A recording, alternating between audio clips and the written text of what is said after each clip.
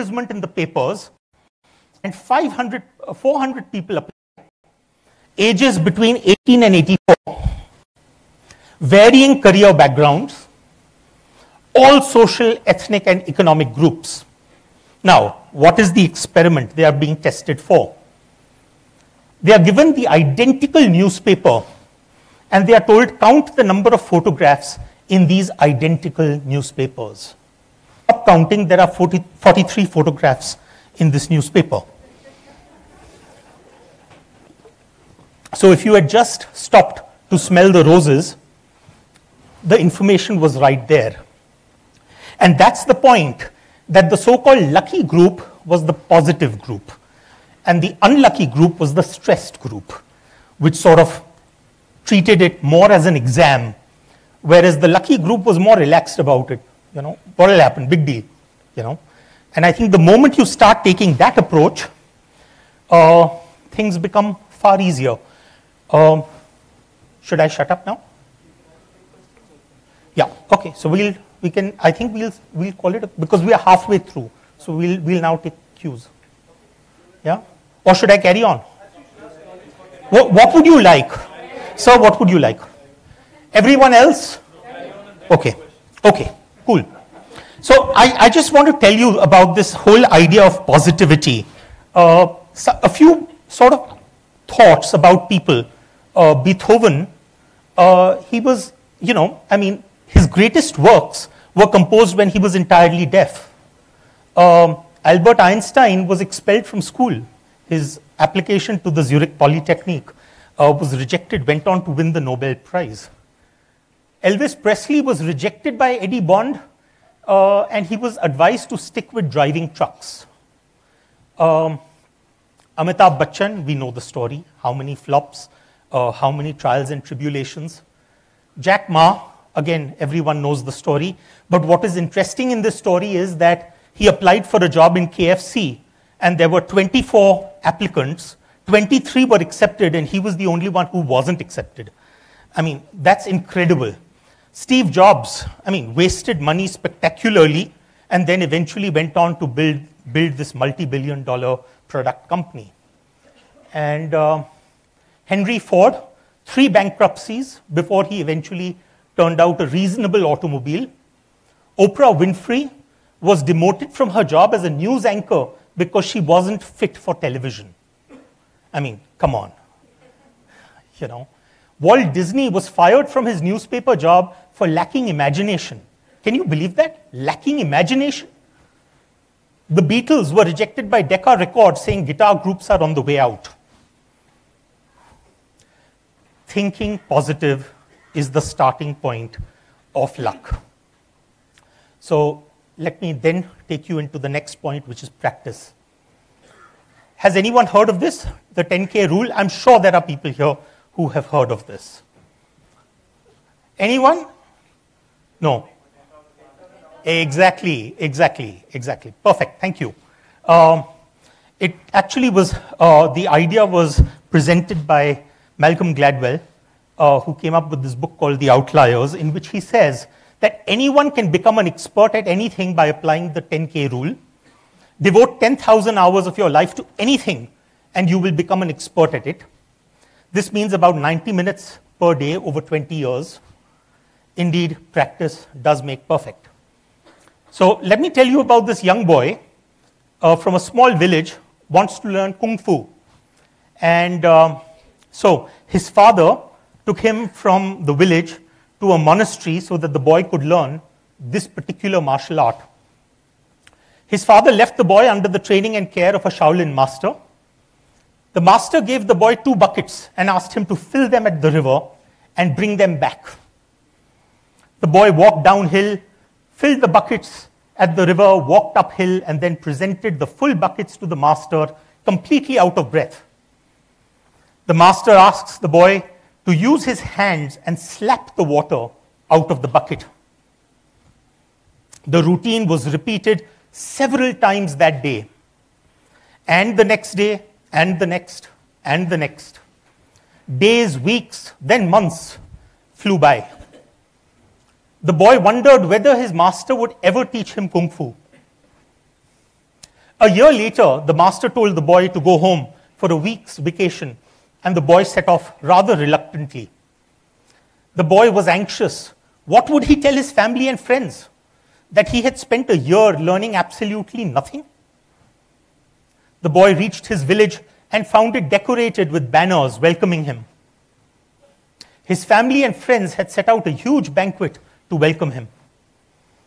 After they had eaten, his friends crowded around the banquet table, asking the boy to demonstrate his skills in Kung Fu. The boy tried making excuses, but it was of no avail. "Show us Kung Fu," said his friends.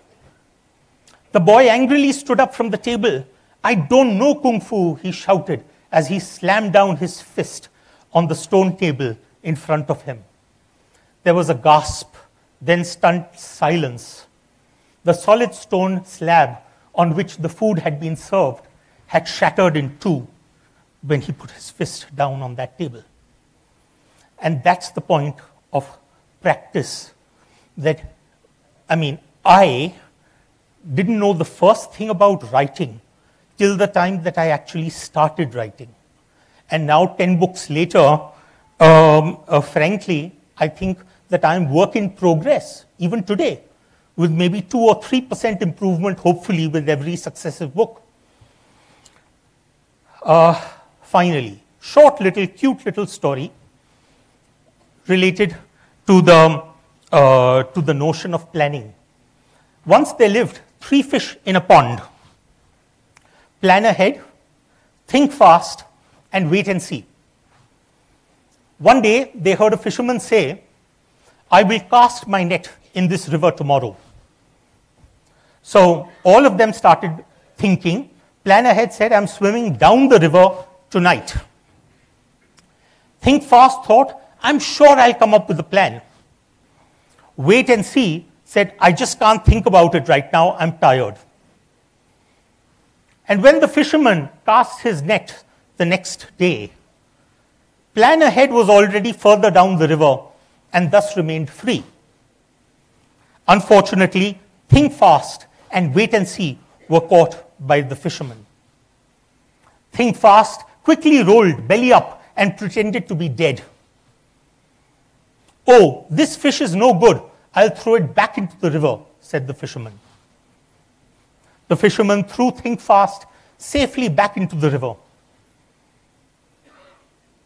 Unfortunately, wait and see ended up in the fish market. That's why people say, in times of danger, when the net is cast, plan ahead or plan to think fast. I want you to go home today with this thought. So, the person here is Thomas Edison, who once said, "I have not failed, I've just found 10,000 ways that don't work." And many of life's failures are people who did not realize how close they were to success when they gave up. So, thank you very much. You've been a wonderful audience.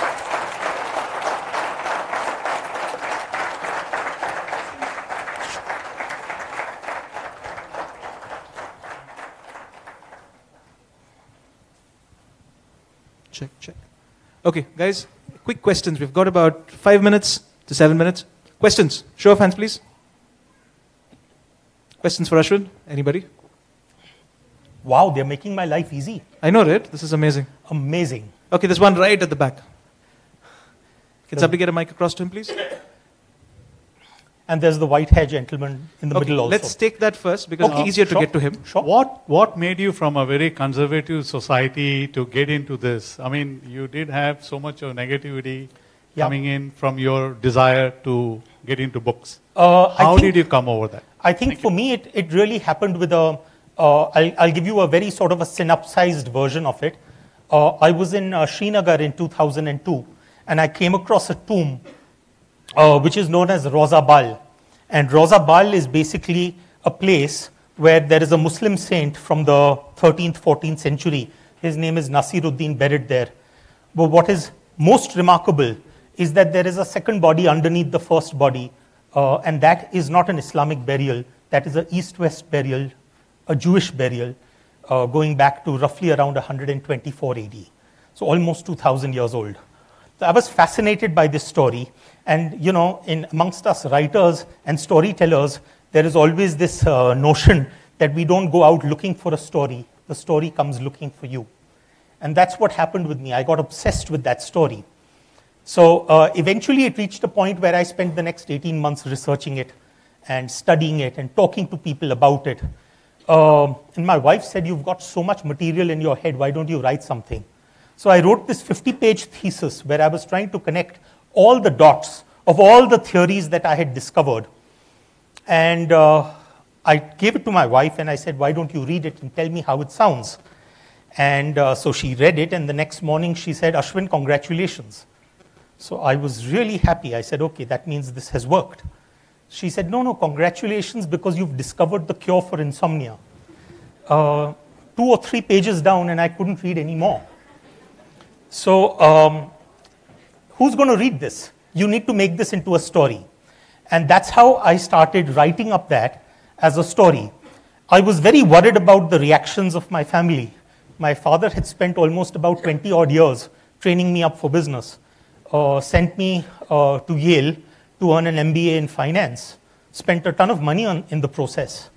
And I could see that there were dollar signs flashing, there, that, oh my God, this guy is suddenly going to become a lekhak. I think my dad had nightmarish visions of his son wearing a khadi kurta with a jhola and walking out into the big bad world. And so I wrote that first book without my family knowing about it. Only my wife knew it. And in fact, when the book was published, it was published under an anagram of Ashwin Sanghi. The anagram was Sean Higgins. So no one knew that it was me behind that book. And as a result of which, eventually when the book came out into the public and my dad got to know, I must say he was a sweetheart. He said, listen, ultimately you have to do what you love. And he said, what's the big deal? The worst is that you won't make a success of it.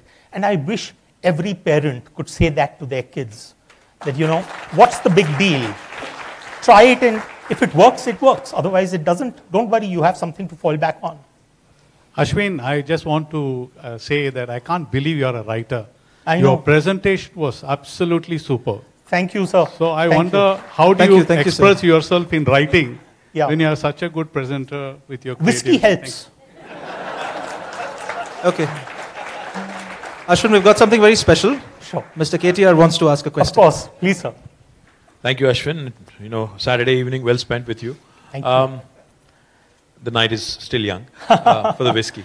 Let me ask you a quick question. See, after you become very successful, yes, after you become a popular writer or a popular sports person or a celebrity, it's easy to talk about rejection. Of course. It's easy, and it's actually that much more romantic to talk about rejection. Yeah, of course. But in the startup world, in the world of entrepreneurship, there's a number of failures that people encounter.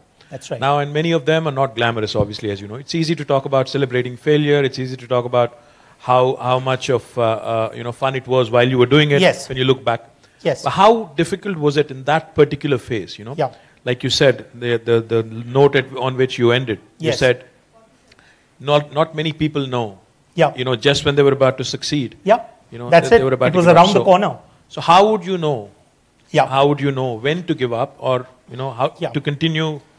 Pursue, I think to a very great extent, you're absolutely on the dot when you say it's far easier to talk about this once you're successful. While you're going through it, it's actually sort of very disheartening, exceptionally painful. I must tell you, in my case, what I attempted to do was figure out reasons to stay at it. Let me just give you a little bit of an example in terms of how sort of obstinate I was. I wrote the book, 47 rejections. I realized there was no one left on my list. I self-published the book because I was worried that by then the story had been floating around with hundreds of publishers. So I said, I never know what leakages will happen. So I self-published the story. During that 1 year, when I was a self-published author, this is 2007, where the Kindle did not exist. E-books had just come into existence. And the concept of POD, print on demand, had just started. There was a small little company in the US, it was called Lulu. And it was the only POD company in early 2007. So all you had to do was upload a PDF document, and they would list it on Amazon. And the moment an order was clicked in, they would print a copy and send it out. And during that first year, I sold 900 copies of the book. And I was a star seller on Lulu. I was a star seller on Lulu because, I mean, no one was making as much of an effort as me. But 900 after a full year's worth of effort. And I could never find my book in the bookstores because it was only a US-based book. So I started doing the rounds of the bookstores. And in the bookstores, I would knock on the door and I would say, will you keep 10 books on a consignment basis, and I will only charge you when you sell. And the bookstores would say, listen, we only deal with distributors. So thank you very much. No, thank you. Eventually, I got a list from a friend of about 90 distributors. And I wrote to all of them with one copy of my book. And 89 did not respond, one responded. And that one who responded was a small little distributor in Chennai called East West Books. And East West at that time had just set up a collaboration with another company to set up landmark bookstores. And another sister company of theirs was Westland, the publishing house. But it was all very new. And so the founder of Landmark calls me up and she says, Ashwin, it's a great book. Why haven't you published it in India? And I was wanting to pull out my hair because you want to sock someone that, do you know what is the anguish I've been through? And she said, no, let me pass this on to Gautam, who was the CEO of Westland, and let him read it. Westland, surprisingly enough, Gautam did not really care for the book.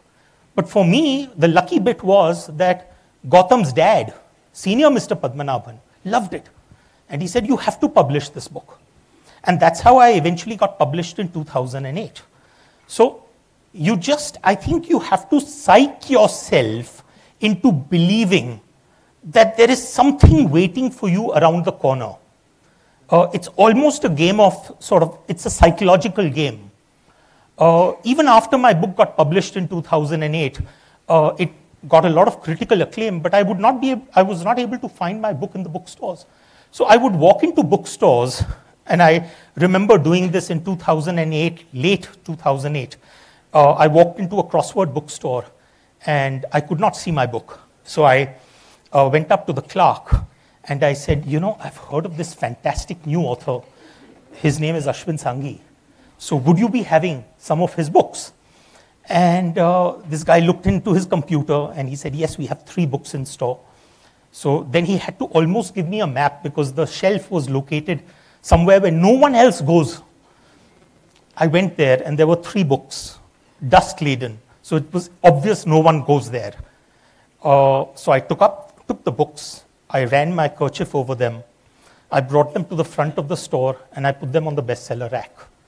And I said, now I'm a bestseller. You have to figure out ways to keep yourself positive. That's all I can say. And who knows it better than you, sir? Yeah? Yeah. Any more questions? Thank you so much, Mr. Sanghi, for such a wonderful... we have one more question now then? All right, okay. Since this is the Instagram generation, what would your 140 character message be to them? Oh God, you've really put me in a spot. I would say that the answer truly is that if you're convinced about your idea, about your work, nothing can come in your way in terms of allowing yourself to get distracted by what people say. When my first book came out, The Rosabal Line, the very first review that I got, which was in the US by a very reputed magazine, said, Ashwin Sanghi has written a good book. It could have been a little shorter. It could have stopped on page 10. And after that book eventually was published in India, not as my self-published version, but as the Westland version. And the first literary review was The Hindu.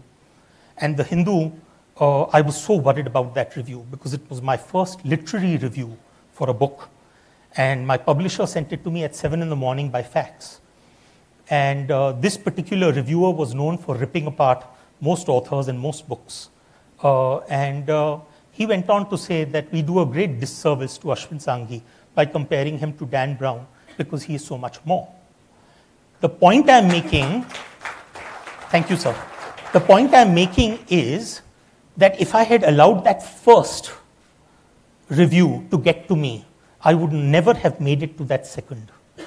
And since I can take half a minute more, when I went from that second review into my second book, which was Chanakya's Chant, the same newspaper which had to review the book went on to say that this book has all the intellectual caliber of Winnie the Pooh.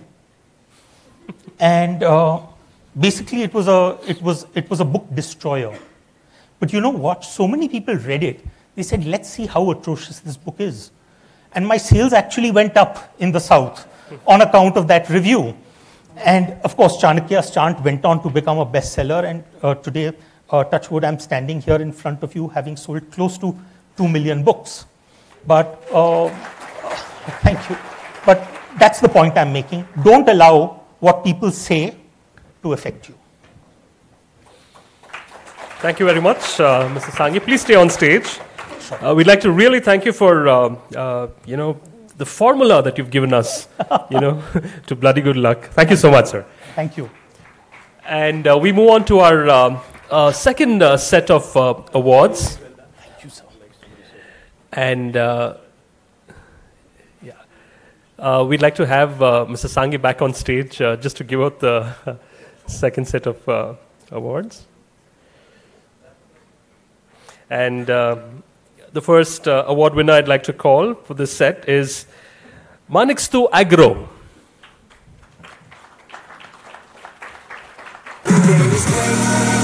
Moved by the frequent droughts and crop failures in Odisha, which put farmers in agony, Jayanti Mohapatra set up Manikstu Agro, thereby opening up avenues for horticulture and goatery. They provide farmers jobs throughout the year and even provide high-tech farming and animal husbandry units.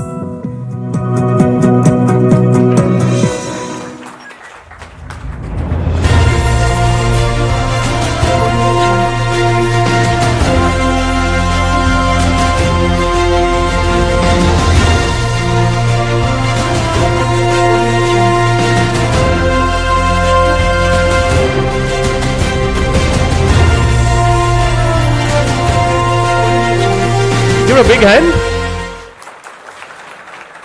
Next, performer Miyat.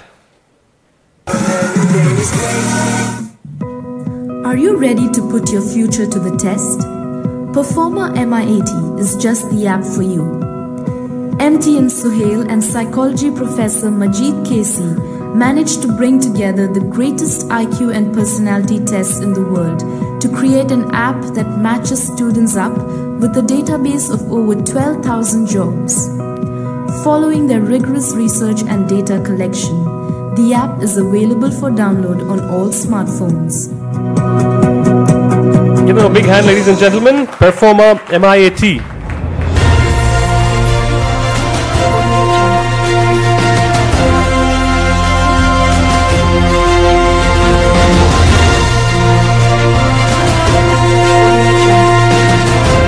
Next, W Square. When Jeenal Patel and Vandana Ramanathan realized how much women have to struggle to get the right work-life balance or get their careers going, they decided to set up W Square, a co-working space that is exclusively for women. Not only do they provide the space, they also provide the necessary facilities for women entrepreneurs, including training workshops and networking opportunities. Give them a big hand. W Square.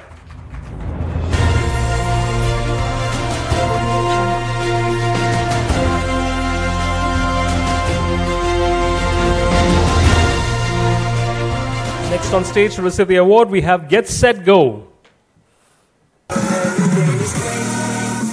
After a failed venture, Rajiv Ambat fell into deep depression, and in order to get himself out of it, he started exercising. He reached out to others to seek motivation and soon realized that a lot of people in his situation are looking for the same advice. That's when he decided to set up Get Set Go, a place for people to adopt a healthier living but with a personal coach to keep them motivated.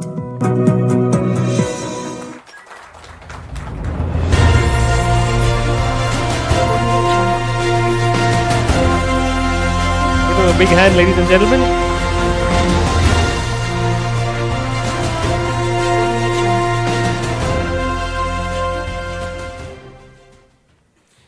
Next on stage, we have Donna Tekart. Not lured by high-paying jobs, Anil Reddy started Donate Cart to bring transparency and credibility in the philanthropy space. The e-commerce platform lets you donate in kind rather than cash. It also acts as a link between NGOs and donors, where NGOs can list products they require and donors can buy and donate these products online. Today, Donate Cart has delivered more than 15 lakh rupees worth of products to NGOs across India.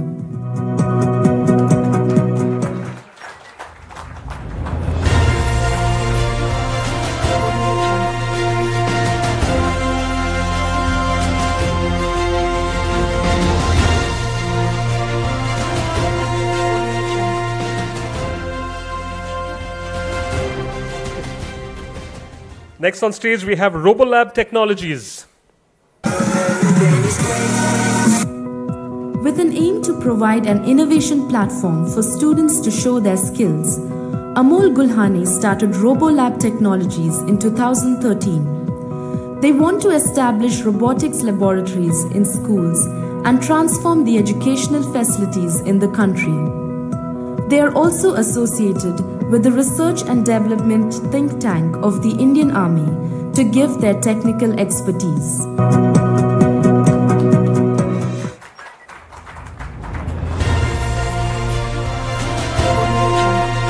Robolab Technologies, give them a big hand.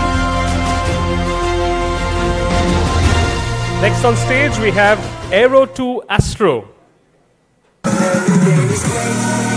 Even with ISRO making waves in space, India is still far behind when it comes to aeronautics and astronomy. 21-year-old Ted Solomon is trying to change that by setting up a private aerospace company, thereby creating more job opportunities for aeronautical engineering graduates. He is also reaching out to school students with his workshops to inculcate an interest and fascination of space in them.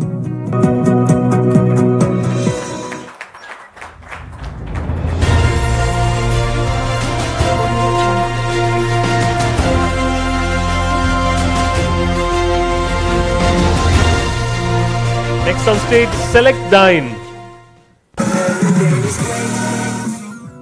Ever been tired of waiting endlessly for your restaurant orders to arrive?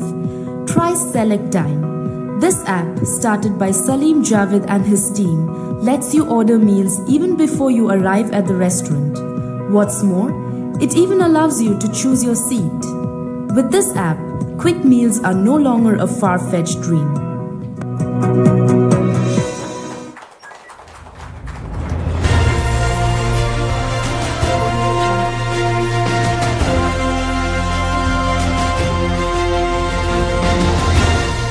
Big hand, Select Dine. Next on stage, Slick In order Account. to help SMEs and small software,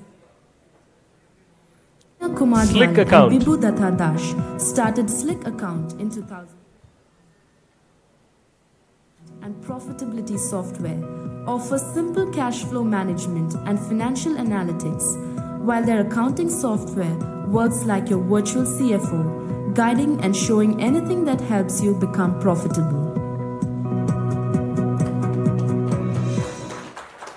Give them a big hand, Slick Account.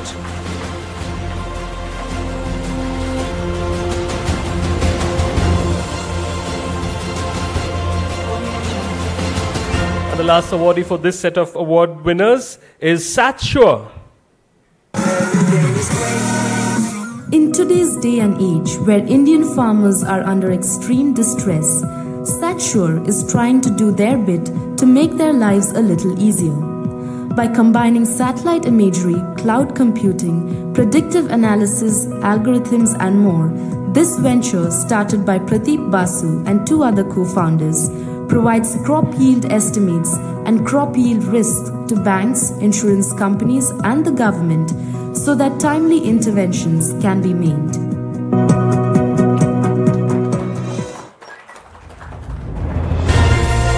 Give a big hand, Satsure.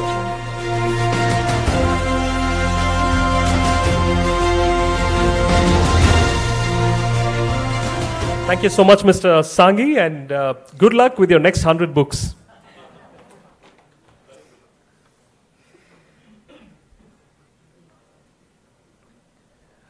Now moving on,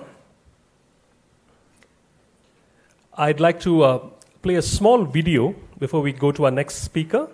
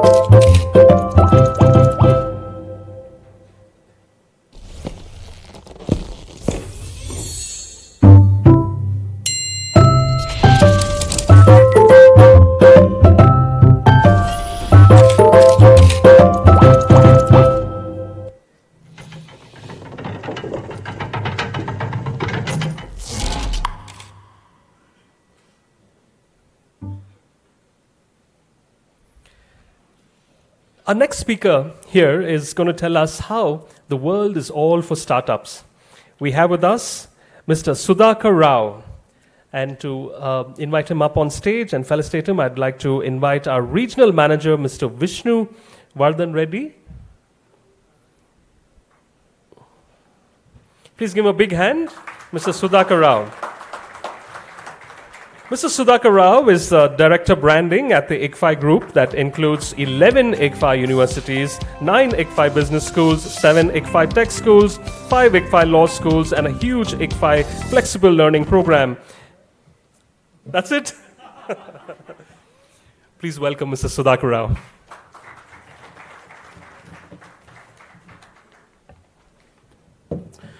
A very good evening to all of you.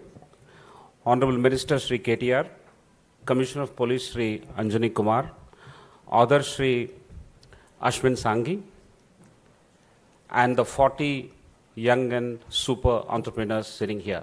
A warm welcome to all of you. Welcome to Hyderabad for those who are from outside in this auspicious holy month of Ramzan. And while you are here, before you leave, please taste the one and only unique Halim from Hyderabad. Well, when you speak late, you generally get sandwiched between some good speakers.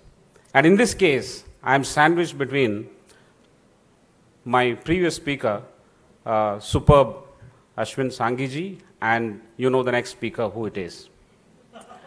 It's very difficult. So what I'm going to do is, I'm going to actually speak very fast, because probably I'm going to say something which you already know.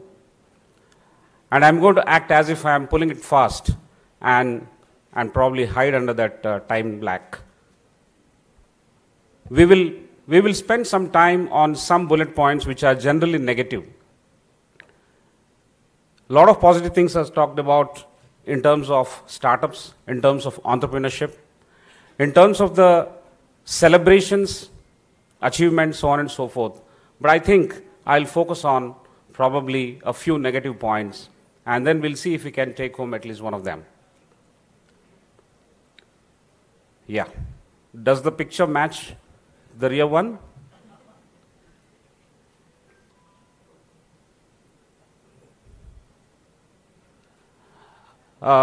Is this number right? Anybody can contest this number? Anybody from NASSCOM? To be on the safe side, I put that name NASSCOM. It is true. They talk about this number, but I want to be proven wrong, and I want to see more and more activity happening, and the number should actually go up, and many more success stories should come up. As an organization, we are committed to nurturing, developing startups and the entrepreneurial ecosystem. Therefore, I'm quite keen on it professionally as well as personally to see this number going up very well. I wish somebody contested this, but anyway, let's take it as 11,500 by 2020 or much more. Or at least now it is about 6,500 at this point in time. After this positive thing, we'll have the negative points.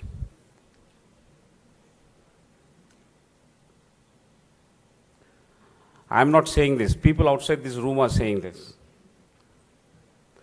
You focus more on valuation than the actual revenue and profit. Feel free to disagree. At the end of it, I'm not going to take questions because there's no time. You don't talk to your customers as much as you do to the VCs. Is this true? They think of how to dilute their stake and run away. Ideally not. But this is what the people outside the room are talking about you. The emphasis on talent development and culture building is limited. This needs to change and the focus has to be talent development. I told you I'm going to talk about things which you already know. This is one of them. Yeah. Financial discipline is very important. Cost consciousness is extremely important. And again, you know this. Yeah. We have seen this kind of spat outside. It's like PDA. We can avoid such things. Yeah, all these negative examples, as I told you, there are lessons for us to learn and tighten our belt and actually behave ourselves. One more. Yes, the keywords here: must build talented, experienced, and energetic next-level leaders who have specialized knowledge, provided you understand, admit, and compensate for the personal limitations. Everybody would have limitations, and you need to start with acknowledging that there are limitations. Only then we get on to become positive and do the rest of the things. This is probably something which I wanted to emphasize on. And focus on branding too. Lot of tech companies, a lot of discussion on technology, focus too much on technology. Over romanticization of technology leads to some problems sometimes. Focus a little bit on branding too, and we have a lot of lessons to learn from, but then let me see how we go forward from here. You know this example which a lot of people give in the personal finance space. Vesabe started somewhere around 2005 or 6. Focused too much on technology, and then they lost out to the Mint that was launched subsequently. The founder of Vesabe has actually punctured this kind of logic and presentation and said that he doesn't agree at all with this kind of logic. He says, we were killed by Mint for a different reason and not because of branding or some of the stuff that you say. They did not acquire or they did not use the services given by Yodlee at that time, which was used by Mint. And he said, between a make or buy decision, we made and lost, and they bought and they won. Probably that is very important. But branding is extremely important. We'll see how it is important in the next slide. Can we have this video? In 1 year, Jet.com went from a retail startup to a $3.3 billion company and got a ton of people saving along the way. Jet.com's mission is to always find innovative ways to save money and pass the campaign that demonstrated Jet's mind-blowing approach to innovating saving. We started by getting in on the Super Bowl excitement without paying for a Super Bowl ad by making the most Super Bowl commercial ever. Literally. Welcome to Jet.com. We're going to do a lot of talking about bowls. Super Bowls. The commercial ran online only, but because it was a Super Bowl commercial, our keywords and tagging were more relevant to the search term Super Bowl commercial than any other commercial in the Super Bowl, which made us one of the most watched Super Bowl commercials that weekend without paying millions of dollars. On radio, we found an innovative way to save by creating an entire campaign without using any voice actors, because we used the Google Translate voice instead. It's an innovative way to save, sort of like making this radio ad without an overpriced voiceover to read the script in a quote-unquote exciting way. On national TV, our brand films showcased the savings innovations that didn't quite make it to the public, like a box-packing robot and a shrink ray that was meant for prices. Whew, it's got a little kick to it. And for the holidays, instead of encouraging people to spend more, Jet was the only retailer that told people to spend less on the people they love. And to help, we created the Careculator, a social media tool that tells you how much to spend on your friends and family based on how much they care about you on Facebook. And of course, showed you how much more you can buy on Jet for less. By finding innovative ways to save on everything from Super Bowl commercials to friendships, we showed people how Jet's dedication to saving every little bit can really add up. Like really add up.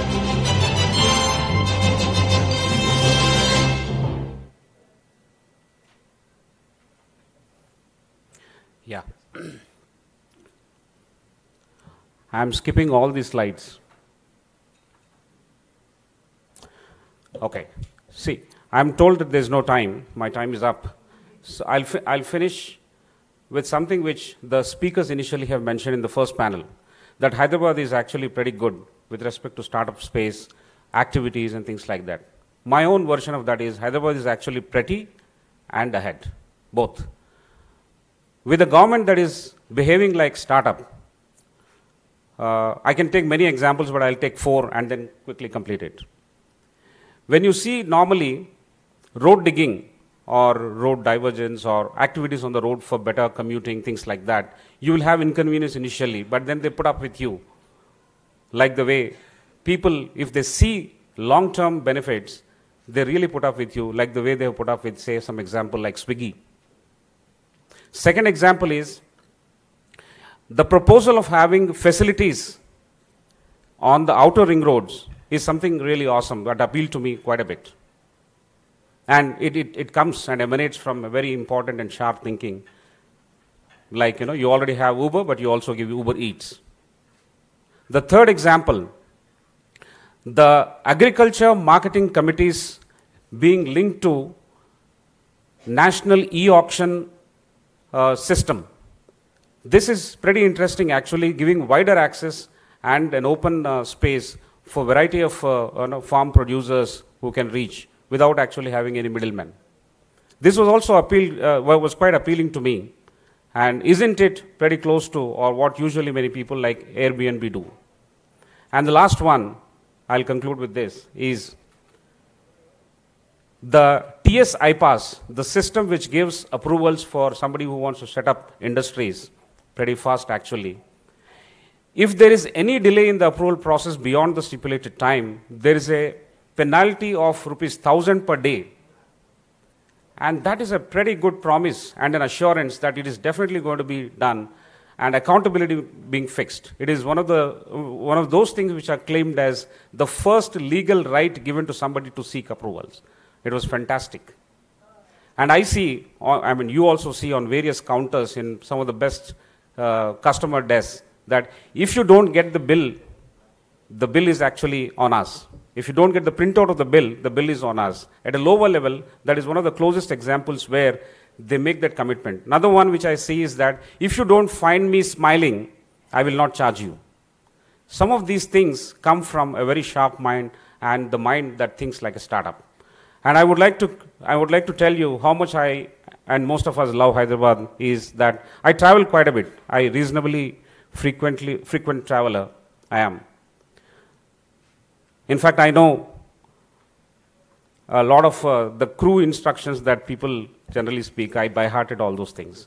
And my wife's grandmother says that I fly planes. She tells her neighbors, "Ye plane chalata hai." So I'm a frequent traveler. One day I was traveling from Delhi to Hyderabad and the flight took off and the first officer before landing at Hyderabad said, "We are now going to land at Shamshabad." And I was cringing. I am not going to land at Shamshabad. I am going to land in a global city called Hyderabad. And I quickly wrote a complaint and then I spoke to them after landing also. And I went to the pilot and I spoke to all of them. and I explained like this, that you don't land at Nungambakam airport, you land at Chennai. You don't land at some place which is associated with a city where the airport is probably located. You don't land in Begumpet or you don't land in Shamshabad. You don't get a feeling that you're going to a village. You're going to a global city. You're going to land at Hyderabad. Once again, I welcome you all to Hyderabad. Thank you very much for having me here. Thank you very much, sir. Can you kindly stay on stage, please, to give out the next set of awards? We have a quick round for you. Thank you. For the next set of awards, I'd like to call upon Hush Bush.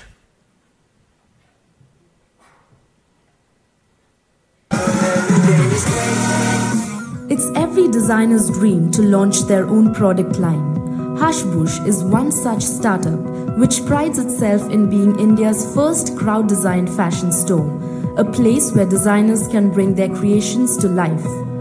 Hush Bush started as an academic project when founders Dibin Jacob Chervatur, Ravi Shankar R, Javed Anas and Sedunath SR were studying at IIM Kozhikode in 2016. Give them a big hand, ladies and gentlemen. Hush Bush.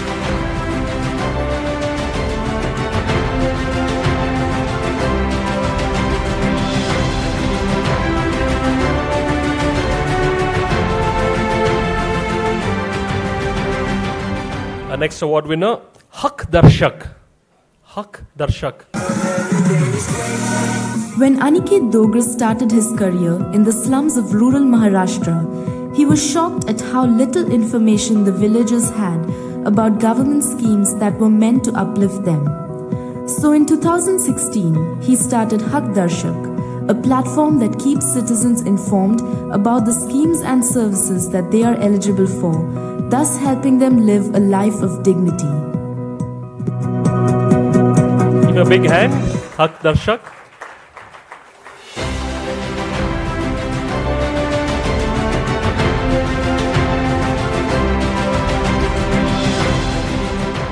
Our next award recipient, the Batti Project. Established by Rajiv Rathod, the Batti Project aims at providing basic lighting to people living in far-flung areas in the Northeast.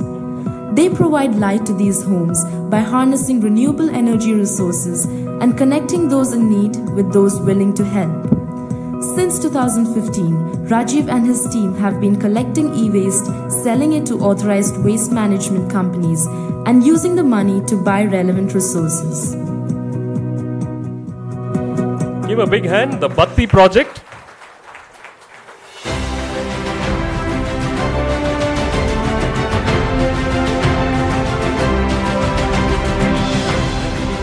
Next on stage, we have Karkhana. Karkhana, founded by Siddharth Bhatter, offers young people a space to innovate and explore. The idea is to let kids learn through hands-on practical experiences, something that is otherwise lacking in the current education system. Kids as young as 8-year-olds get to build gadgets like the 4-legged spider robot, humanoids, dancing robots, and much more.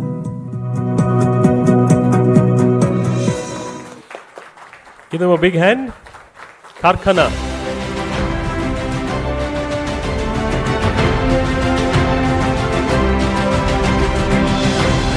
Thank you very much, Mr. Sudhakar Rao.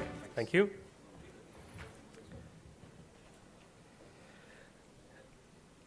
And now, the moment we've all been waiting for. From the moment he walked in, I'd like to call upon our editor, Mr. G.S. Vasu, up on stage to welcome none other than our chief guest, Mr. KT Rama Rao. Mr. KT Rama Rao, popularly known as KTR, is the Minister of Information Technology, Municipal Administration and Urban Development, Textiles, NRI Affairs, Government of Telangana. He is known as the most energetic and dynamic leader of our time. Aimed at promoting entrepreneurship in the state, he created T-Hub, India's largest incubator for startups and played a pivotal role in generating skilled workers through Telangana Academy of Skill and Knowledge, known as TASK, and offering quality education and training to identified groups. Thank you. Thank you. Thank you. It's becoming a habit. Thank you.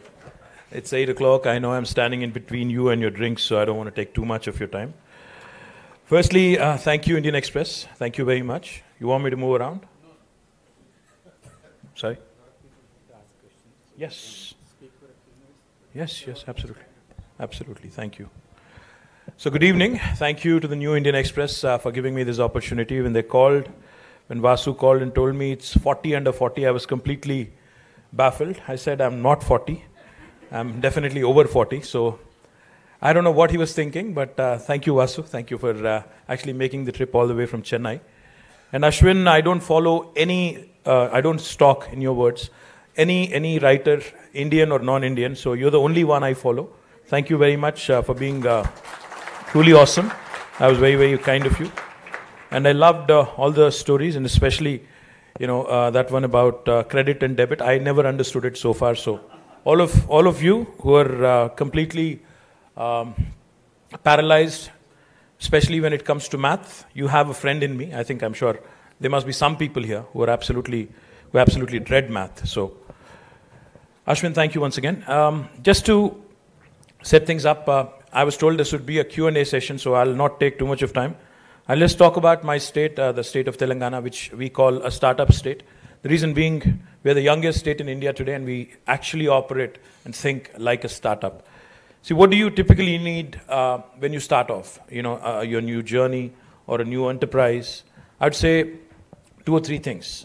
One, obviously, you need the basic infrastructure in place. You need everything that you would, require to make a success out of it. So we started focusing on, focusing on getting the basics right.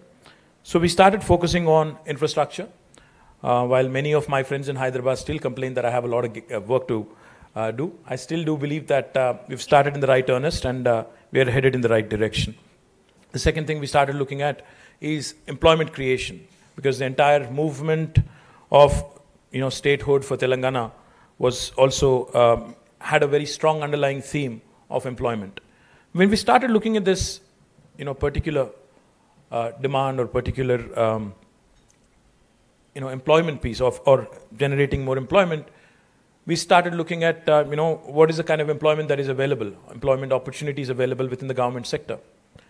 It's a few 100,000 at best, and every year a few thousand people retire, and you would want to recruit that many new people as well.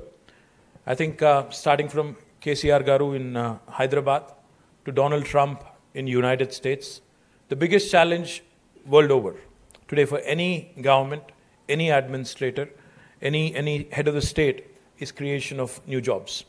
So when we started looking at this space, and when we started talking to a lot of entrepreneurs, a lot of industrialists, a lot of people who have accomplished quite a bit in terms of setting up industries, in terms of really making huge enterprises out of them, they all told us a couple of things. They said, firstly, this is not the age, this is not the time for the large-scale industries which we've seen in the last few decades, which have prospered.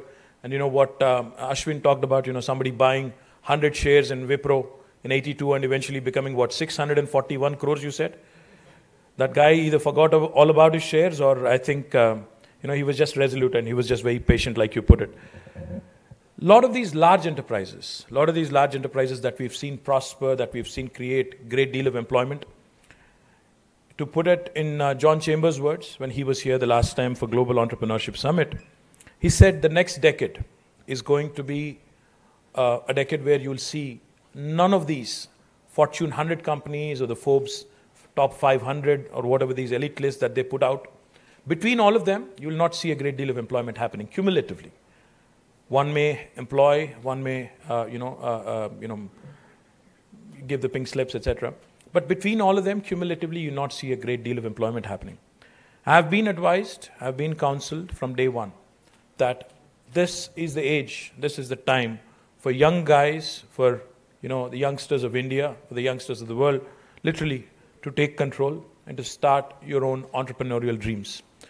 It's a huge challenge, as was mentioned by Ashwin in his own biographical experience. He talked about how, his Munimji told him, it's better to work on balance sheets and not really, if you're actually reading, why don't you read your balance sheet, is what he told him. In our society in India, as you all know, especially when I was growing up, parents never missed an opportunity to convey this very, very strong message, to tell me that there were only two choices available. Either you become an engineer or you become a doctor. That's about it. There isn't anything else in the world left for you to do. I'm sure some of you can relate to it, if not many of you, because I see many millennials here, so obviously old people talking about only two sets of jobs will not appeal to you. But it was the case. But I'm glad that things are changing. I'm really upbeat that things are changing. People actually are taking entrepreneurship very, very seriously. We have the state governments, such as Telangana, and many other states as well. And also the Honorable Prime Minister of India, Narendra Modi, talking about Startup India and Stand Up India. He's talking about giving more opportunities, creating more avenues for employment, etc., etc. So the next decade, in my opinion, and I'm a very strong votary of this, is going to belong to the youngsters, is going to belong to the startups, between all of you. And you also know, you've also heard the stories and also the numbers in the past. 90+%. In fact, Vasu was just asking me, what is the percentage of success in startups? We all know more than 90% would fail. And more than 90% would die in the valley of death. And many more would die for a variety of reasons. But the fact is, even those 5% or 10% that succeed, depending on where you've incorporated your startup in the world, that is, I believe between those 5% to 10% that succeed, you are going to create the next wave of employment. There is always going to be a challenge for governments, because governments by themselves cannot really be very entrepreneurial. We at best can be enablers. We can create an enabling environment which can foster entrepreneurship, which can enable you to actually innovate, incubate, and incorporate. But beyond that, government by itself cannot create a spurt of innovation, cannot create a wave of employment, cannot really come out with a magic wand and say, here, the next 1 million jobs, etc. So what we've done, the state of Telangana, in the last 3.5, 4 years is, we've done two things very successfully. We said there are going to be two sets of students, there are going to be two sets of kids who are who are about to join the mainstream of population. There is going to be a job seeker, and then there is going to be a job creator. For the job seeker, we said, let's ensure that anybody who wants to actually work for somebody else, let's ensure that that person is equipped with all the skills that are required that make him employable, him or her employable. So we launched what is called as TASK, the Telangana Academy for Skill and Knowledge, which is doing exceptionally well, which has trained a few hundred thousands of youngsters in Telangana, and which can do much more, in my opinion. For the second set, we said, how do we ensure that we give our youngsters an opportunity to dabble in innovation, to do something that they have dreamt of, to do something that they actually have thought of all their life, but they've been stifled for whatever reason. We came out with two things. The first thing we did was we came out with India's largest startup engine. We came out with India's largest tech incubator called the T-Hub, for those of you who have not had a chance to visit. And for those of you especially who are from out of town, I was told there are young guys here from Bengaluru, Pune, Chennai, Delhi. I'm sorry to hear that, but our city is much better, without a question. Our traffic is much better than Bengaluru. I can tell you honestly, I go to Bangalore very often.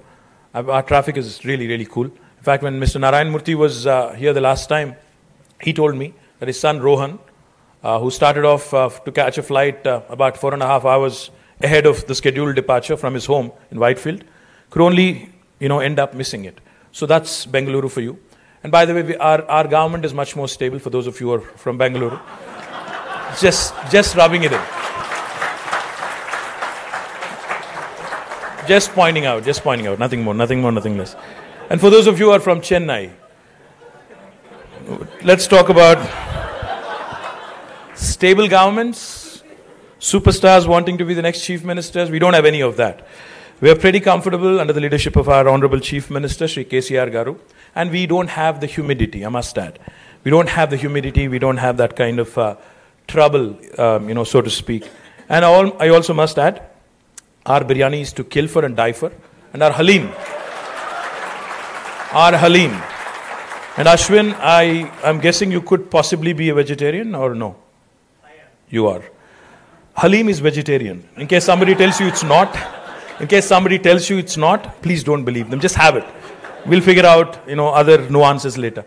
Our halim is also to kill for a die for, I must tell you that. And those of you who are from Gurugram and NCR, smog, I'm sorry? You are? Thank you. I was about to say, since when did Gurugram become safer for women? Thank you. Thank you for pointing that out. And also, you have an Arvind Kejriwal, we have a KCR. So you do, you figure it out. I am not going to say anything more on that. So we are definitely one of those cities, one of those states, which has been making all the right moves and doing a lot of things which are in the right earnest. But we are not content with what we've done. We've just begun our journey. And we've been doing some things right, yes, of course, but I think we have a lot to get right. When we started T-Hub, which is about 70,000 square foot, which can accommodate about 200 startups, barely, we said, this is a decent start. But in the last 3 years, after we kick-started, we ran out of space in the first week. Now today, according to Department of Science and Technology, Hyderabad has the largest number of co-working spaces, largest number of incubators funded by DST. But that's just not enough. In fact, we're building the world's largest startup space in Hyderabad. It is the second phase of T-Hub. It will be up and running in the next 1.5 years. It's been delayed for a few reasons, but it will be up and running in the next 1.5 years. And our goal as a state of Telangana is to create at least 1 million square foot of incubating space in the city of Hyderabad in the next 3 to 4 years. And this is just a modest target, I know. That's why I don't see you cheering, but I do believe the 1 million I mentioned is purely in government sector. And what would happen in the private sector in collaboration with government and also with the support of incentives being given by government is something I'm not going to talk about because it is only limited by your imagination. The other thing I also wanted to point out quickly is that the number of startups in the city have grown manifold. I don't have an exact number because while Sudhakar Rao said it's about 6,500 in India and it is going to grow up to 11,500, and he quoted smart people like NASSCOM, I'm not going to make that hazardous guess because the count keeps growing by the day, by the hour, in fact by the minute sometimes as well, so I'm not going to venture a guess. But I'm pretty confident that Hyderabad is going to be a very important node. Hyderabad is going to be a very, very important nerve center in the startup space and also in the innovation space, not just in India, but across the world as well. And I'm very confident that it will happen within the next 1 decade. And also to let you know of some of the other initiatives, we also want to take innovation. We just don't want innovation and this kind of support to be confined to Hyderabad. We're taking innovation to the tier 2 towns and also through sandboxes and other initiatives that we've launched. We're going even to the tier 3 towns as well. And I'm a strong believer that there are a lot of young guys in rural India who can innovate, who can actually think out of the box. In fact, they have more pain points than us. So therefore, they actually have the ability to think out of the box and come out with many more things than city-bred young guys like you and old guys like me. So I do believe that the order of the day is social innovation, rural innovation, and government supporting social and rural innovators across the state and not just in the capital. We also have started working big time on digital infrastructure. So we are laying we are working on a project called T-Fiber, which envisions connecting the 10 million homes in Telangana, each and every home, with at least a 15 Mbps connection, and this is set to be accomplished in the next 1 year. In fact, we piled on our drinking water project, which is a very ambitious project with $9 billion of outlay, and this is a project that is set to be completed in the next 3 months. We have piled on this project where we were going to trench about 150,000 kilometers of the landscape and lay 150,000 kilometers of new pipeline. We said, why dig twice? So we decided to combine our fiber optic cable in the same trench, and that's why Telangana will not only be the first state in India to be giving a portable drinking water connection, but also the first state in India where you'll have comprehensive connectivity and a wired network across the state. Another thing I also wanted to point out we as a government, in fact, for our startups here, we give them an opportunity to do a POC in the government sector. We have given a number of youngsters in Hyderabad, be it inside the T-Hub or outside of it. We've given them an opportunity to showcase their work. We are their first customer in most cases. We also procure from them, and we also have decided, in fact, to ease the procurement guidelines so that we can help our startups do much more. And through a fund of funds, like how Karnataka has done a KITWEN, we also have decided to do a fund of funds, and we are going to be supporting our startups through deal flow as well. Now, there are a number of other incentives I can talk about, but I'd rather wait for your questions and answer them smartly. The last thing I'd point out, I think one of the things that we ought to understand as a state, as a country is, it's important that we catch our youngsters very young. So we've launched our state's innovation cell, and one of our poster boys of our Telangana's IT ecosystem, Sama Fanindra, who's the founder of redbus.in, who actually founded it in Bangalore, has come back and has started working with the state, and he's our CEO of the state's innovation cell. Idea of state's innovation cell is essentially to go to the high schools, to go to the colleges, to catch our young guys very, very young, give them the hope that there is a lot of possibilities in the world, and especially with government enabling you, government supporting you, and government acting as a mentor, guide, friend, philosopher, and also helping the deal flow. Things can be done and things can be achieved. So that was my 5-minute or maybe 7-minute elevator pitch. Thank you very much. And for those of you who are from Pune, Bangalore, Chennai, Gurugram, you're all welcome to incorporate and incubate here. T-Hub is not just for Hyderabad. T-Hub is not just for Telangana or youngsters from Telangana. T-Hub is for any youngster within India, within our country, who wants to come, who wants to basically fly and innovate and just be supported by an enabling environment. So therefore, all of you are welcome to work with us, and I'll be happy to circulate a set of incentives that the government offers for those of you who are looking forward to it. Thank you very much.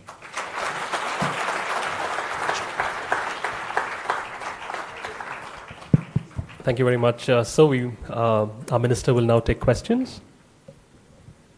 Yes, anything about tech space and not just about Hyderabad roads or sanitation or things like that. I'm also the Minister for Municipal Administration, therefore.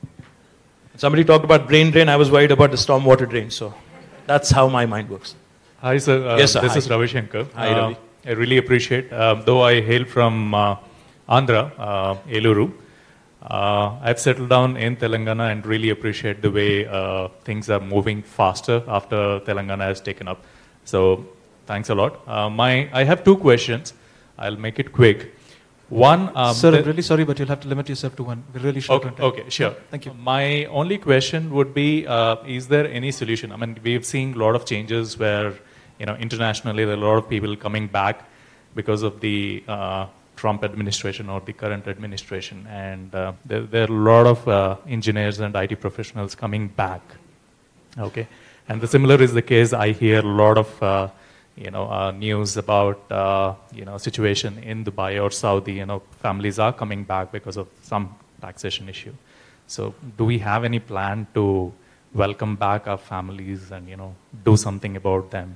Create something for... I'll tell you what, in fact, thank you, Ravi. Thank you for the compliments to begin with. Thank you for your generous remarks, and thank you, for pointing out to a very important issue. Let me just put it this way. In fact, my take on this whole issue of coming back in a distress is slightly different. See, I went to school in the US. I worked there for a bit, and I came back on my own accord. It wasn't because of the then administration or somebody else. If somebody wanted a challenging career opportunity, or somebody wanted to build an enterprise today, anywhere in the world, you give them an opportunity, I think I would, without even thinking twice, even if I'm not an Indian, I would not think twice before choosing India.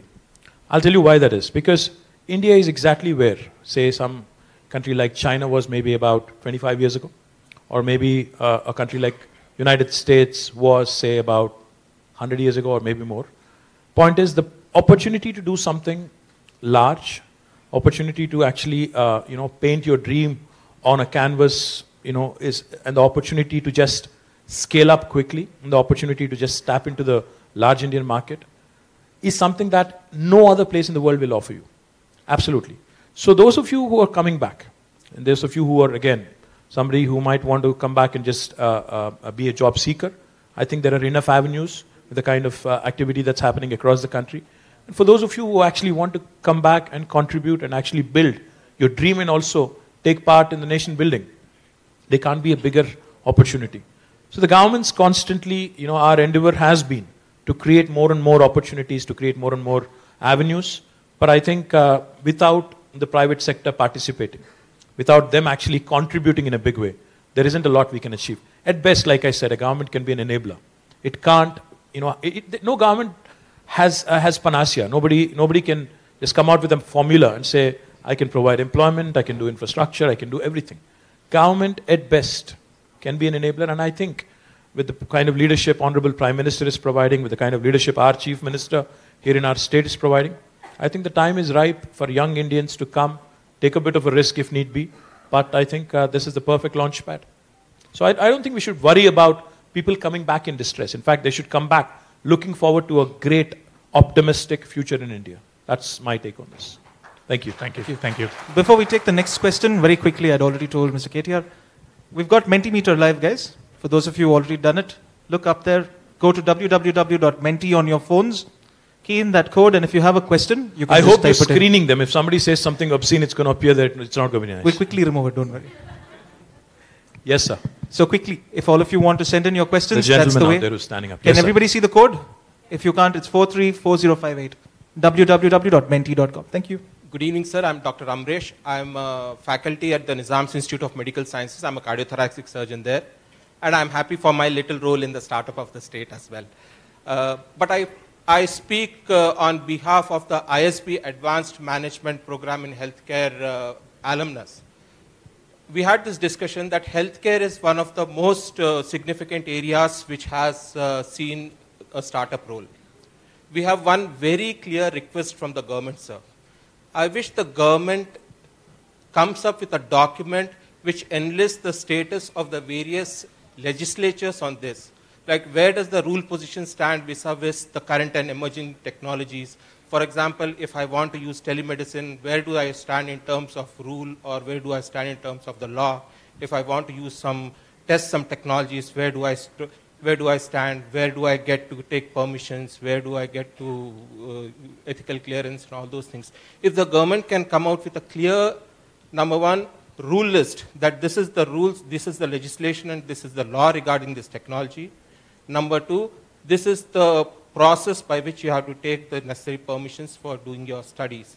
If the government can do that, I think we shall become a very, very wonderful place for healthcare startups, because the general consensus is, if there is a startup and we don't know what the rule position of the government is, it's a no-go area. Dr. Amrish, right? Yes. Amrish or Amrish? Amresh. Amrish. Thank you, Amrish. You said you're a cardiothoracic surgeon. That scared me a bit, but thank you for the question. I must quickly point out to two things. One, I don't know if anybody else would feel the same way, but I feel that there was a contradiction in what you kind of enunciated. One, you said, startups, and then you said rule book. Startups do not play by rule book. That's the whole idea. You disrupt legacy, you disrupt and you innovate, and you kind of shatter whatever rule positions, etc., there are, and you constantly challenge the environment around you. That's the whole deal about startups and disruption. So number one, I don't think any government, not just government of Telangana, can come out with a rule book saying, this is the position on this. But I understand your question. I understand the intent. The intent is there are areas, especially with respect to emerging technologies, where you may or may not be allowed to do certain things. I think that's where you were leading on. I can tell you two things. One, the state government of Telangana, in fact, will work in formulating policy, not just coming out with a set of rules, but in formulating policy, provided you give me the ammunition to work with. That we are very, very clear about. We will work with you, we'll formulate our policies, in fact, we'll legislate as well, provided you work with us, number one. The second thing is, I've done this enough times in the past as well. Whenever we've had, for example, the largest medical devices park in the country today is in Telangana, in Sultanpur, in about 250 acres. So I've had the opportunity to go visit a lot of med devices companies in the US. They only told me one thing. They said, we'd love to come to India. We'd love to manufacture, make in India. We love the campaign. But your central government, your union government controls prices, restricts us, stifles us. So help us. So I'll offer you the same piece of advice that I offered them. I told them, as a state government, I will not only be an enabler for you, but I'll also be your advocate. With union government, I'll take your case to them and I'll make your case and I'll be your advocate. We'll talk about legislations that need to be changed in Delhi, not just in Hyderabad, and we'll be your advocate. So the same logic applies to everybody in the room. If you are, as a startup, running into areas where the legislation is all hazy, ambiguous at best, or unclear, you have a friend in government of Telangana, you can reach out to us. We will take your cause and we will deal with Delhi as well, not only in Hyderabad, but also in Delhi to change the legislation, to amend it if needed. Thank you, sir. It's awesome. Please do reach out. Please do reach out. And I'll leave my email address with the Express group. I'm sure they can circulate it to all of you. So, and my phone number, by the way, is on Google. I don't know why. The mic in my hands? Yes, sir. Should I? Okay. Oh, thank you. So, Honorable Minister, Shri KT Rama Rao, thank you for providing an iconic leadership to our state. I am from Telangana and born in this city. So, this is not my words actually, because people may think that I am praising my own leader. This is some people came up to me from other state and said that probably you have the most dynamic leader in the country. Can we have an acknowledgement for that? Now people will think both of us have actually rigged this. So. Sir, they may see some suspicious of hand because actually I represent Telangana Chambers of Commerce and Industry. You have a question somewhere? Yes, sir. In fact, actually, this is not just a praise, but in fact, I want you to look at some challenges also, sir. I would want to give some introduction to what I have done some 3 months ago.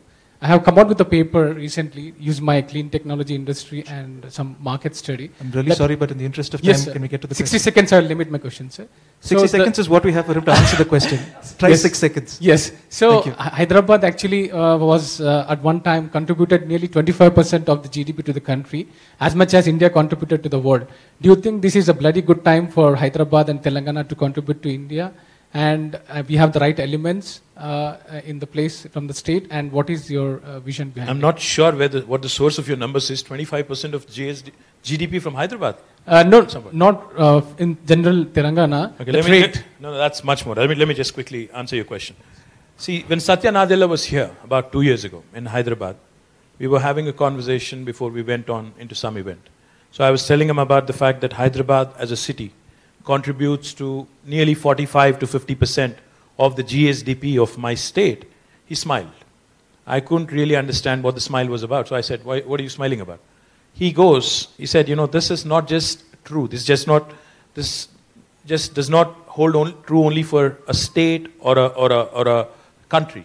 In fact, Satya told me that while Microsoft operates at that point of time in 180 countries, 70% of their revenues actually come from 80 cities across the world. The fact is, I think Mahatma Gandhi, long time back, had said, India lives in villages. The fact is, in today's world, say 70 years after independence, fact is, while majority of India still continues to live in villages, India is run by its cities. Whether we like it or not, Mumbai, Delhi, Chennai, Kolkata, Bangalore, Hyderabad, Ahmedabad, and the list goes on, of course. The urban pockets in India today are the economic engines that drive our country, that generate the revenue, that actually run our country. So you are right that our cities actually are running our country, but at the same time, as urbanization is happening rapidly, and this is an opportunity for a lot of startups, by the way, the biggest challenge is the kind of havoc it causes on environment, the kind of havoc it causes on the infrastructure, the crumbling infrastructure that you see in many cities across the world today, not just in India. Let me also just point out one quick statistic. The urbanization that has happened in the last 5,000 years, I am very clear, 5,000 years, is the same amount of urbanization that has happened in the last 5,000 years is going to repeat itself in the next 50 years. This is not me saying it. These are studies done by researchers in many, many reputed institutions. So therefore, the challenges and the opportunities for many of you youngsters here to work within the urban space, to come out with your own startups on clean technologies, with your own startups on trying to identify the urban problems with infrastructure or otherwise, and coming out with solutions that will help governments and also citizens. So the opportunity is huge, and it's a fact that it is cities and it is our towns that are running our country. I hope I've answered your question somewhere. Sir, if I could ask you to just turn around. There are questions popping in by the dozen. So I'm going to ask you to pick the one you'd like to answer, and if you'd like to address whoever asked it. A lot of incubators, but what support is for startups in the next phase to scale up and accelerate? Yes, it's a long answer. What are the facilities given to move our startup to Telangana from other states? Firstly, the biggest facility, biggest incentive is, like I said, Hyderabadi biryani and halim. Secondly, we have number of fiscal incentives. Like I said, in fact, I've requested Vasu to also help me publish in New Indian Express the list of incentives we offer. We offer a number of incentives like rental subsidies, stamp duty exemptions, and also investment subsidies, etc., etc. A whole bunch of them. In fact, a huge list of them. In fact, what I can do is I can share with you a quick guide to our policy on innovation, which details out all the list of incentives, because I'm sure, and that again cuts across different sectors. We have different policies for different sectors. For example, animation, gaming, entertainment, multimedia, VFX, we have a very, very focused policy. Same is the case with aerospace and defense. So if you're in defense electronics, the policy is completely different, and the number of incentives offered, again, are very, very different. Same again is the case with electronics. So if you're into electronic space, and if you're into manufacturing or otherwise, I think the policy again is different. So I'll point out all of you to these 3 or 4 links that you may want to look through if you're serious about investing in Hyderabad. But broadly, I would say there are fiscal incentives. There are incentives with respect to supporting you to come, incorporate, handhold, mentor, and also point you out to funds that can support you. Maybe if you could just take 2 more questions, you can take your pick of them. Sure. What's the plan B for startups that fail? Is there a support system in Telangana? Interesting. Mr. Rama Rao, can I ask one question, please? Ravi Parthadi from Singapore. Hi, I'm a Hyderabadi. Yes, sir. There are a lot of good things that are happening. There is no power cut or water problem. Yes, sir. That's a compliment to your government. But there's one area where I would like to ask the government support is to get the global talent, which are all already there around the world, which have done a lot of good work, including startups, where they could support and incubate like mentors and coaches for some of the budding entrepreneurs. So it can be an exponential growth rather than an incremental growth. Sir, I'm sorry, is there a question in there somewhere? Yeah, there is a question. The question is, he wants us to improve our mentor network, so that the mentees can actually benefit, and the success rate with startups can increases. I think what he was pointing out to. Sir, we do have a very strong mentor network, which I will not lie to you and say is extremely impressive at this point. But we do have a fairly strong network, which of mentors who are physically present and also those who are virtually there to guide you. But it is definitely, it can certainly improve, it can certainly add more and more names. But let me also point out one more thing. If you look at the top 5 most valued tech companies in the world today, most valued in the terms of their market cap, all 5 of them without an exception have chosen Hyderabad to set up their largest base in research and development outside of their headquarters. So that very, very elite list would include Apple, Google, Facebook, Microsoft, Amazon, and Adobe also has recently joined us, in fact. So if you look at the top 5, between them, they have some amazing talent right here in Hyderabad. Between them, they employ more than 100,000 people, between all 5 of them. And they have some amazing high-tech engineering happening and high-tech resources planted right here in our city. So our effort has been, as a government, to work with these large enterprises and also, of course, the smaller enterprises as well, to make sure that the highest or the most valuable resources also work with the government. So many of them offer their support. For example, Microsoft has come out with what is called as Garage recently, and they've launched their first garage in India, in Hyderabad. And this is a place that is also thrown open to others, not just only to Microsoft employees. So all of these kind of networking opportunities, resource sharing opportunities, or knowledge sharing opportunities do exist in the city. But yes, we have to still continue to work on building our mentor network, which we constantly try to do through T-Hub and also other co-working spaces. Is it a misconception that women in tech are not taken seriously? Who said that? Or is it a roadblock for women-led startups to run a tech startup, especially with investors and partners? Firstly, I don't agree with the first question. I don't think anybody in their right mind would agree to that. And the second thing is, yes, there are more hurdles for women for sure. Without a question. And not just in India, not just in Hyderabad, but across the world. So therefore, what we've also launched on the ultimate day of Global Entrepreneurship Summit, which happened in Hyderabad, we announced a Women Entrepreneurship Hub in Hyderabad, which again was kick-started, keeping our promise. We started it on the 8th of March. They have solicited applications. They have already gone through about 300 applications that we received. And I do believe that some very, very strong enterprises are going to come out of this, run by women, not necessarily completely employing women. There will also be gentlemen in there who will also work for women. And I think it is going to foster more opportunities for the youngsters in Hyderabad, both men and women. Yes, ma'am.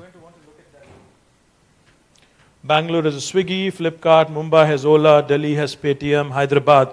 We are waiting. We'll answer that question next time we meet. The time will come. Yes, ma'am.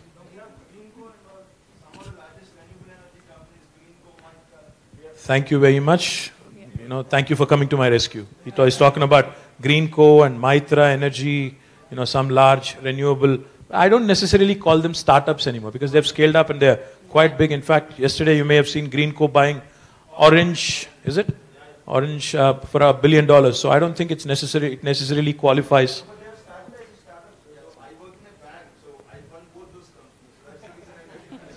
Thank you very much. A big round of applause to this guy for coming to my rescue. There is a lady out there who's been asking a question. One second, ma'am. Good evening to everybody, and it's wonderful to hear you in this room and be part of this event.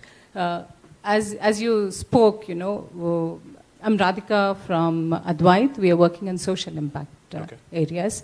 So since you spoke about social impact, we're wondering in the education and the gender equality area, is there anybody that we can get in touch with the work with government to make a difference, especially in the rural areas? Absolutely, ma'am. Thank you, Radhika. Great question. In fact, Telangana is possibly one of the very few states which offers gender-based education. Yes. I hope you know that. Yes, I know that. Thank you. Yeah. So there are people I can connect to. My director of digital media is right here, Dilip Kunatam. So if you can just quickly get in touch with him, I'll put you on to the higher education special chief secretary, a lady called Ranjiv Acharya, sorry. So she can definitely work with you. Dilip can connect you. Thank you. Sure. Thank you, sir. Good evening, sir. Good evening. So I know we've been asking a lot of questions around tech. So mine's around social startups. So for people like me who cater to communities that are extremely tabooed, like transgender community upliftment and stuff, there is very, very less support from state governments or investors, etc. So if we have to, ask for support from your government specifically to cater upliftment of a community like transgender, what would be the gateway? Or who can I reach out to in your own state for something like this? You've already reached out. Okay. Listen, what we will do is, if you have a specific proposal, like I promised, we'll be your first customer. Like I said, for any startup which is wanting to do anything specific with us, we'll be happy to give you a chance to do a POC or, be your first customer. Again, Dilip can connect you to my department, and also specifically if there is an area that you're looking to work with, say Greater Hyderabad Municipal Corporation, and if you want to work on improving amenities for transgenders within the city, you can work with us because I'm also leading the urban development department. Dilip can be your point of contact. He can guide you to the right kind of people.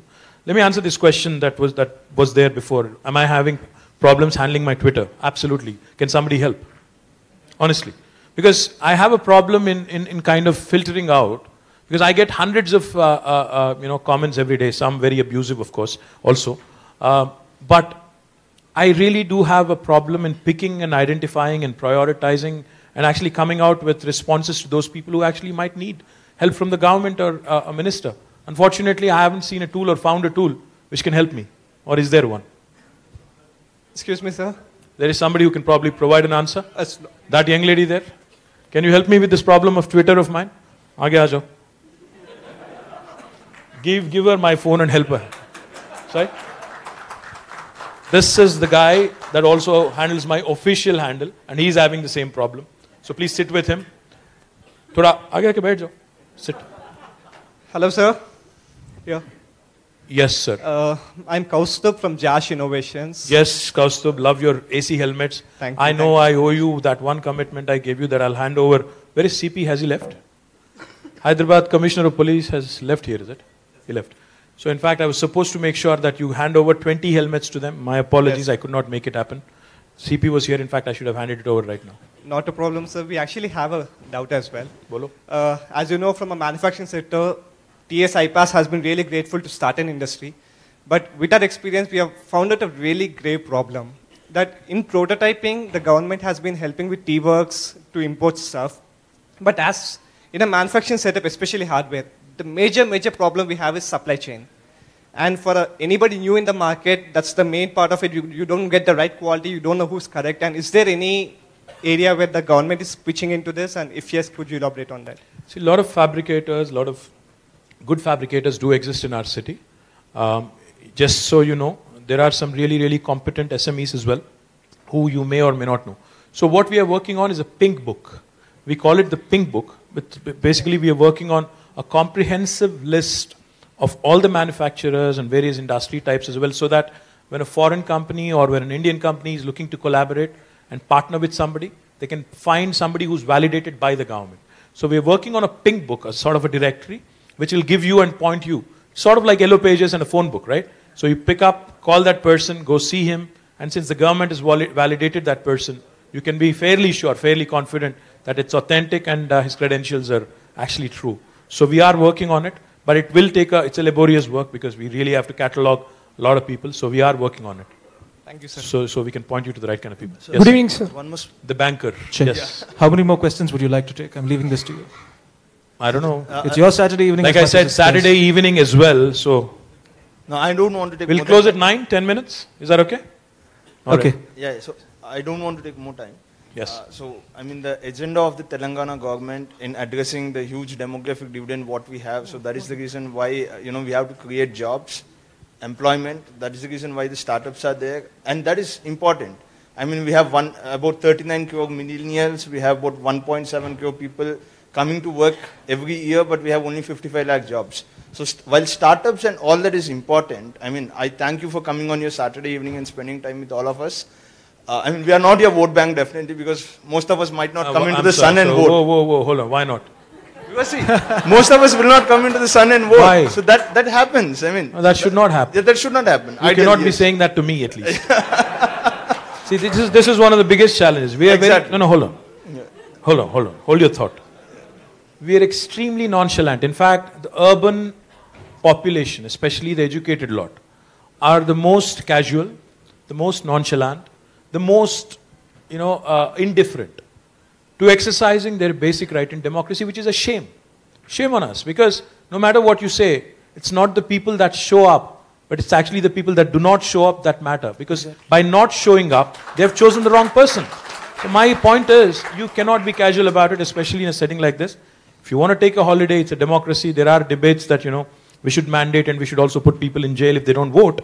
I'm not a votary for that. But my request is, especially when you're speaking on a public platform, please do not be casual, because it is something that we all ought to be thinking about strongly. You like me, don't like me, that's fine, because you can vote for me or not vote for me, or vote against me also. But please do vote. I think that's something Absolutely. See, I have voted for all the elections, so I'm saying about the general perception. Can we just move on, please? Because we're really short on time and there are people waiting. I'm really sorry. So one question. In addition to startups, you please also focus on the education part. Because just let us look at, the education, the quality of education. I think we have to make people till 18 years of age education compulsory for them. Free till class 12. So that is how it helps the entire What's your name, demography. sir? My name is Sai Praveen. Thank you, Saib. Point taken. Thank you. Good evening, sir. Just 1 second. There's that chap who's been waiting for a really long time, so I Yes, think we should sir. give it to Yes, him. sir. Hi, sir. I'm a little nervous. I'm Vishnu, by the way. I'm from the animation industry, creative supervisor from Green Gold Animation. So I would like to ask you, see, we've been lagging a little bit on animation. I started my thing in 2007, so just a little while, okay? So Vishnu, in a while is 2007 not what we have. I have about 20 seconds. Just 1 second. Vishnu, Green Gold has created Chota Beam, It's right? it's awesome, sir. It's I know, yeah. but your question also has to be Chota. That's my point. Yeah, definitely it would be. So what I would like to ask you is, See, we got Comic-Con and all, which is like for comics and everything. It's for comic convention. But a thing like SIGGRAPH, it's more of a technical side of animation, which we all need. Like as an animation student, I never got anything as such. When I was in Canada, I actually attended one of those meets, and it's very educational. And I would like you guys to please take care of that kind of thing for animation students, which they need actually. Everyone's learning animation, they want to learn higher, and they are going to States or Canada, wherever it is, but they should have something in India, especially us, like here. So this is a request, it's not a question. So this is what I want to ask, sir, actually. Thank you. We've tied up with Academy of Arts recently, but I think opportunity to do more in animation is something that we absolutely cannot which we cannot miss. Building the Image Tower, which is going to be 1.6 million square foot of space, focused exclusively on animation. That will be the world's largest, possibly, animation space. And yes, point taken about more and more activity in your space and more events happening. So definitely. Good evening, sir. Yes, while on the topic, I'm very sorry. Question or statement? Suggestion? Question? Promise? Yeah. Okay, go. So I've been tweeting this question like 100 times until now, but I didn't get reply. I hope the sister comes up with an idea so that I can get this answer quick. So this is a question which came up. I run a e-cell in my college. I come from NIT Agartala. So it's in Northeast, and people don't know what entrepreneurship is much about. So one day we were sitting and there were 40 people. We are having a group discussion, and one of the guys stood up and asked me this question: why can't I be a politician and make changes? I'm looking at you, sir, and I'm a big fan of you. The reason I'm suited up in this fancy hotel and I'm asking the question is because of you. You've given us an opportunity. So what? Now I'm at a point where I want to do something. All of these people have done something amazing.